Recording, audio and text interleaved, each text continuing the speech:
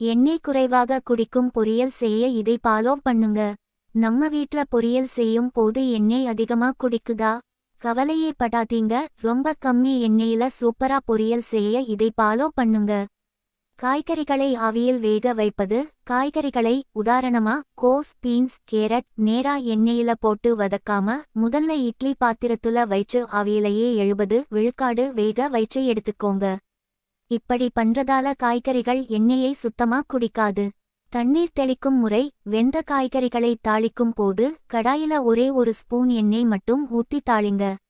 காய் வதங்கும் போது அடிபிடிக்கிற மாதிரி தெரிஞ்சா மறுபடியும் எண்ணெய் ஊத்தாம கொஞ்சமா தண்ணீரை தெளிச்சு விட்டு மூடி வைங்க. அந்த ஆவியிலேயே காய் நல்லா வெந்துடும். சரியான பாத்திரம் இரும்பு கடாய் அல்லது நான் ஸ்டிக் பாத்திரங்களை பயன்படுத்துங்க. இதுல சமைக்கும் போது எண்ணெய் ரொம்ப கம்மியா தான் தேவைப்படும். கடைசியா பொரியல் இறக்குறதுக்கு முன்னாடி கொஞ்சமா துருவின தேங்காய் அல்லது வறுத்த நிலக்கடலை பொடி தூவுங்க. எண்ணெய் கம்மியா இருந்தாலும் பொரியல் செம்ம ருசியா இருக்கும்.